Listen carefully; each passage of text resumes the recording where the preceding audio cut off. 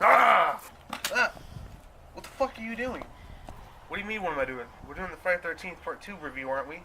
Yeah, but he doesn't wear the hockey mask in Part 2. Sackhead. He wears a sackhead. See? What? So I put this on for nothing? Are you serious? We'll get there. We'll get there. You'll know when. Anyways, this is the Friday 13th Part 2 review. What is up, my maniacs? I'm the Awesome Maniac, and as like I said in the opening, this is a review for Friday 13th Part 2. So, let's get into it. The movie opens on a dark night as a mother calls her son back inside. This here is where we see Jason for the first time. Not played by Steve Dash as he is in the rest of the movie, but by the costume designer, who is a female. Only for this shot alone was Jason played by a female. We catch up with previous final girl Alice Hardy, played by Adrienne King again, remembering that one time that she cut that woman's head off 2 months ago.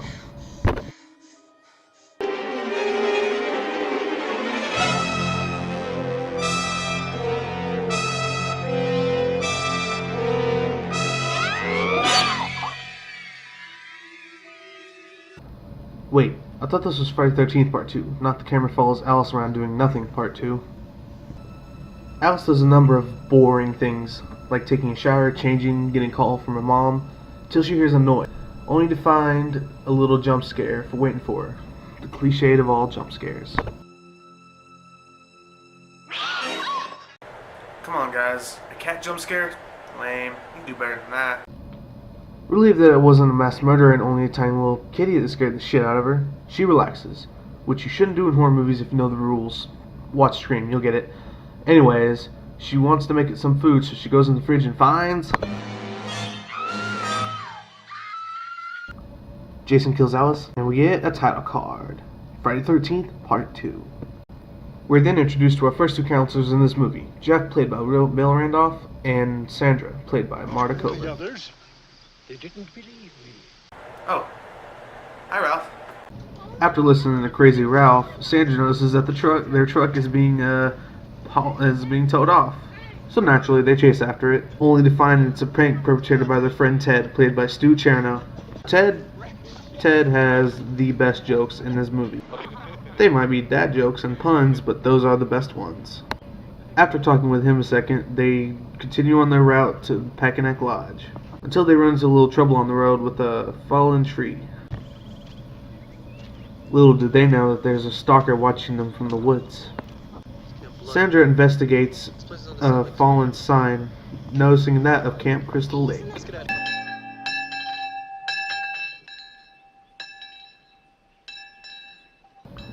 Next we're introduced to Paul Holt, played by John Fury, the head counselor at the Packanack Counselor Training Center. We're then introduced to wheelchair-bound Mark, played by Tom McBride, and Vicky, played by Lauren Marie Taylor. We also meet up with two more counselors, Terry with the banging ass, played by Kirsten Baker, and resident pervert Scott, played by Russell Todd. How could you do acting worse than that? You're literally reacting to something. You're hitting the right cheek, but you grab your left. What's the deal? Okay, let's settle down. Paul gives them a little rundown on how things are going to be going. He tells them they're going to go back to basics, while he's waiting on his assistant to show up. The basics.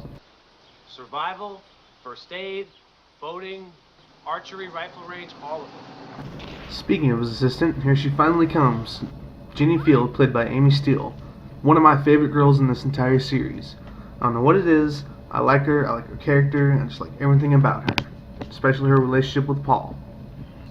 I swear there's a pregnancy subplot in these movies just because some of the things Ginny says, like... I'll never be late again in my entire life. Oh, Paul, there's something I think I should tell you. Ginny blames her tardiness on her car not working, so Paul goes to fix it, saying something that will definitely come in handy in the future. Gentle. Just like kids. Use a little of that child psychology you're majoring in. At night, Paul decides to tell a little campfire story. As Paul runs down the legend of Jason, it all leads to one big moment.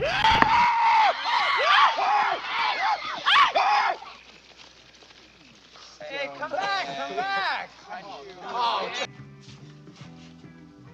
Imagine if Jason used that mask that Ned used for all the movies.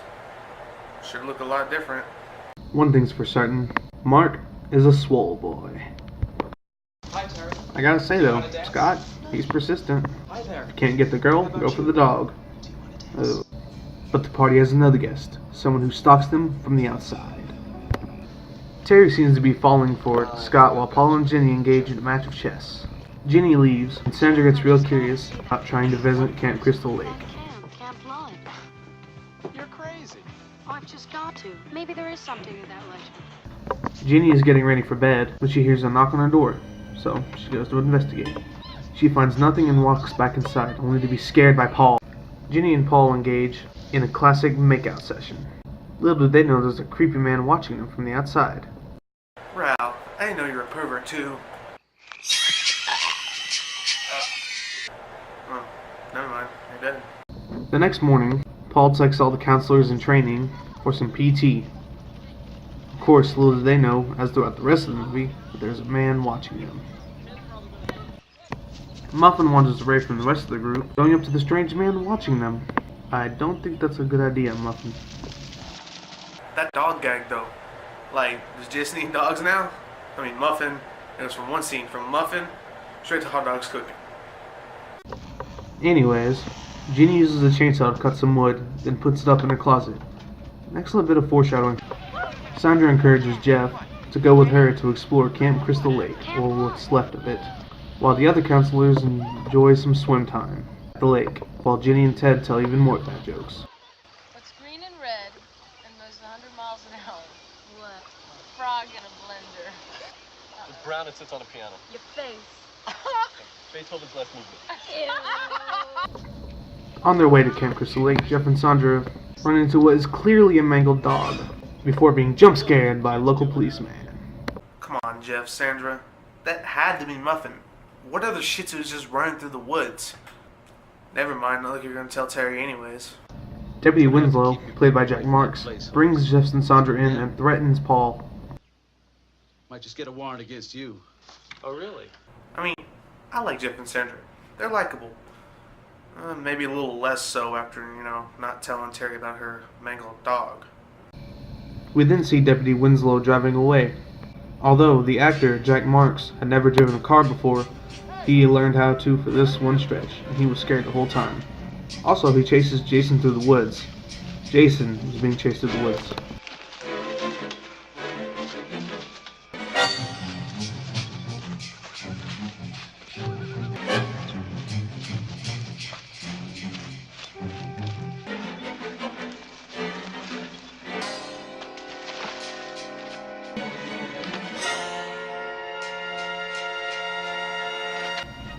He chases Jason through the woods until he reaches his house, or whatever you want to call it. He wanders through the shack looking for Jason, but he only succeeds in answering a question I didn't want answered. Where does Jason take a shit? Looking around some more, Deputy Winslow stumbles into the back room, finding something that we can't look at right now, and then he pays for it. Back at the lodge, Paul gives an announcement. Today was fun and games, right? Oh, sure. Now, I like to start you out slow, ease you into it. Tomorrow we'll get serious. Anybody who wants a last night on the town, now's your chance. This basically gives the reason for why these randos aren't in the movie. Oh, and by the way, our wanderers have volunteered to stay behind and watch the camp. Isn't that nice of them? I'm going for a walk. Terry leaves to go for a walk, and Scott follows. As soon as the counselors head inside and lights are turned off, Jason's shadow slithers across the porch.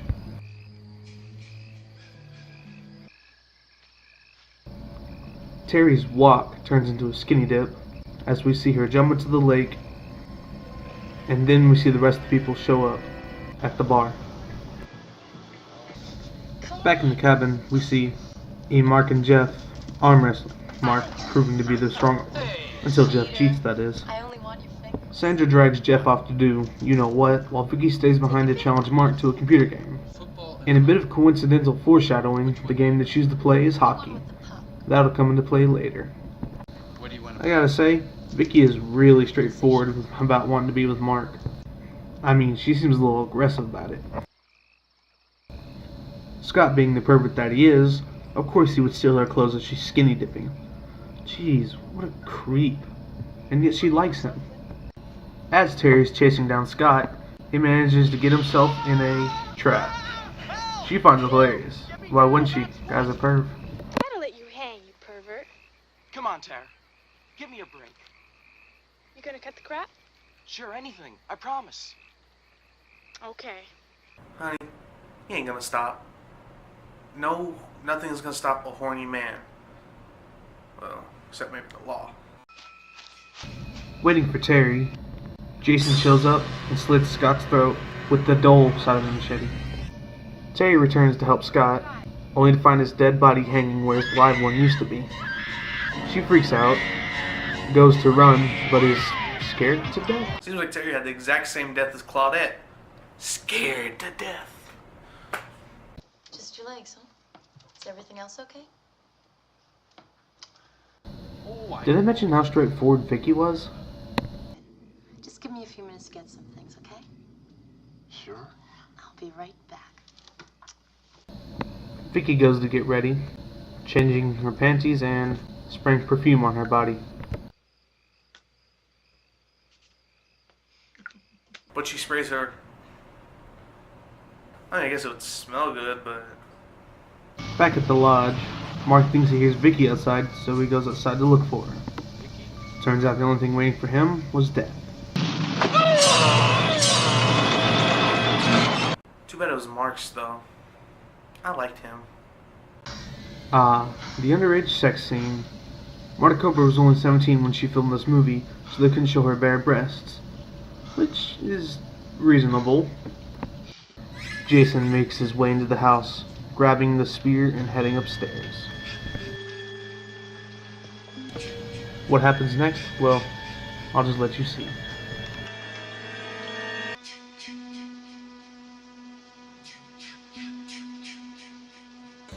Originally this kill was longer and gorier. Too bad the MPAA slashed it. Vicky runs back into the lodge from the pouring rain and notices that nobody's there. So she goes upstairs to check to see if anybody's home. Anybody still here? Sandra? Jeff?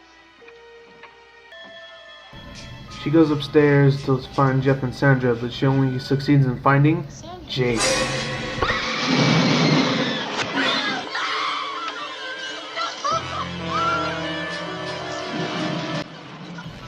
Jason slowly walks over her with his knife and kills her. Ginny and Paul make it back to the lodge as Jason drags Vicky's bloody body down the stairs, just in time to avoid them. Noticing that the lights are off and everybody is gone, the two decide to try to find the other counselors to see where they are. Ginny proceeds to go upstairs to check first. I'll check upstairs. Amazing how the blood just cleaned itself up the stairs so that Ginny and Paul wouldn't see it.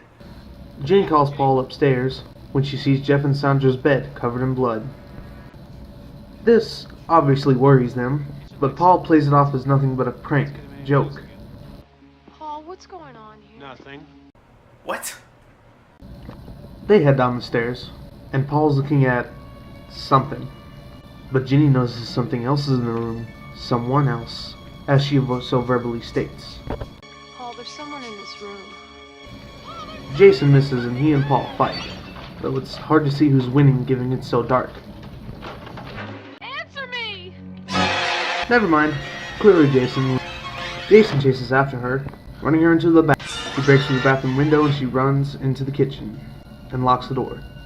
She grabs a knife to defend herself but loses it when she discovers Crazy Ralph's body in the pantry. Jason breaks through the door and she jumps out the window. She runs to escape in the car only discovers that, surprise surprise, it's not working. That pesky car breakdown cliche in horror movies. I mean, they set it up, but it's still a cliche. Jason climbs on top of the car and proceeds to stab where he knows she isn't. Ginny manages to run away, actually attacking Jason by kicking him in the balls. She runs to the other car, but it's locked. She sees Jason, so she runs and hides in front of the hood. After somehow not seeing her head, he decides to go and look for her elsewhere. Jason eventually tracks her down to a cabin, where she's hiding under the bed. The only thing that can mess this up is a rat.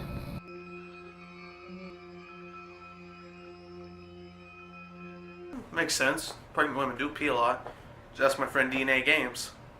Jason seems to sense the pee coming from under the bed, and he gets suspicious. Believing him to have left, Jeannie crawls from under the bed. But as soon as she looks around, she sees Jason on a chair jumping out. Unluckily for him, the chair breaks and Jeannie runs. Oh, did I say she escapes? Nah, I mean she takes a chainsaw to the motherfucker, puts a cut on his arm, and then hits him with the chair shot WWE style. Running away from her little scuffle with Jason, Jeannie runs across a familiar puddle that you'll know if you've paid attention to this movie. You know that it leads to his shack. Jeannie looks for any help she can get in the shack, but finds none. Seeing Jason run after her, she goes and gets into the back room. After barricading the door, she turns around to show us what Deputy Winslow saw earlier. But Jeannie's a smart girl. She has a plan in the back of her head. Using a little of that child psychology she's majoring in, Jeannie decides to put on Pamela's sweater to try and trick Jason. Jason! It's all done, Jason. You've done your job well, and Mommy is pleased. This works out way too perfectly. Now come to Mommy. Come on. Kneel down. That's the boy.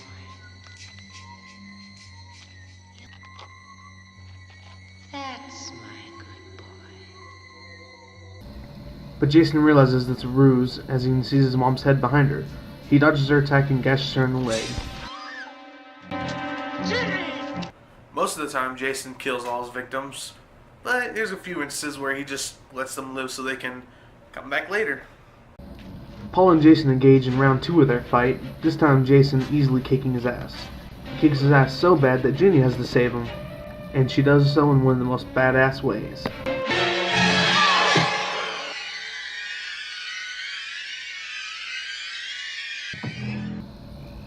Ginny being ever so curious, she goes over to see what he looks like under the mask.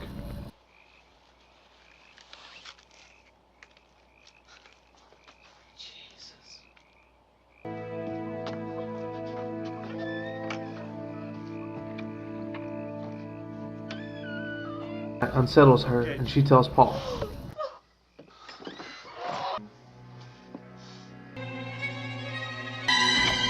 Surprise! It's only Muffin.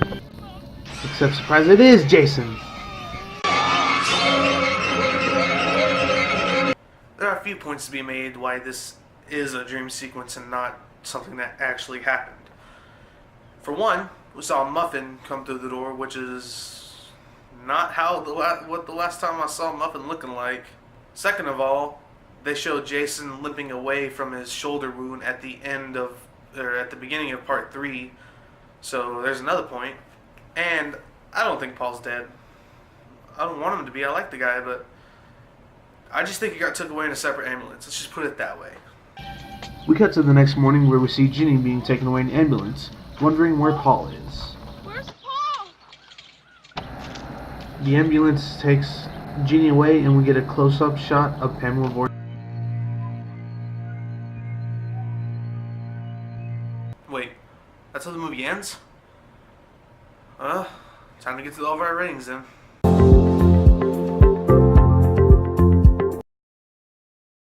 For characters, I'm going to give this a 7.5, just because I enjoyed most of the actors, minus Scott and Terry. They could have done better. But I enjoyed Jeff and Sandra, even though there wasn't much to them. I liked Mark. There was a lot to him. Like Tom McBride, the actor who played him, is gay, but I couldn't tell when I was watching the movie. I thought he totally wanted to bang Vicky. That's beside the point. For story, I'm going to give this a 5 out of 10. It's not one of the stronger aspects of the movie.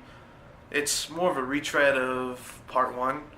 You know, counselors come to train to open a new camp.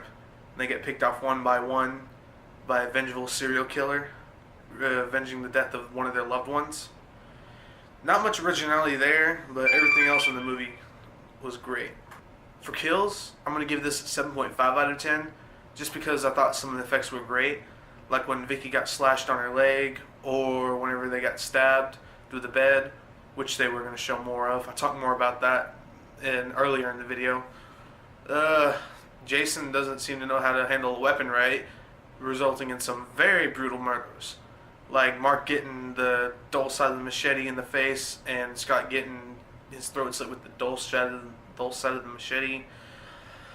Plus Jason's death himself, we're going to call it a defeat for now, because he isn't dead. The hack through the shoulder, I thought that was great. So I'm going to give this a 7.5 for the kills. For enjoyability, I'm going to give this an 8 out of 10 just because I enjoy all the characters in this movie, including the weaker ones like Scott and Terry. I don't know, I feel the actors did a great job of just portraying these people as real people. That's how I see it. Jenny is one of my favorite final girls, and I love Amy Steele. I love John Fury as Paul. It's just great. And for rewatchability, I'm going to give this a 7 out of 10 because I enjoy watching this over and over. The more I watch it, the more I like it, and the more I watch it, the more I notice about things. Like I was saying in my Friday 13th Part 1 review, it's just rewatchability depends on if the story, characters, kills, and all of it works together. I would definitely rewatch this. I recommend it. If you haven't seen it, go out and buy it now. All of that leading me to give this movie overall a 7 out of 10. Join me next week where I review Friday 13th Part 3. Like, share, subscribe, and don't forget to turn on that bell icon to get notifications. See you later.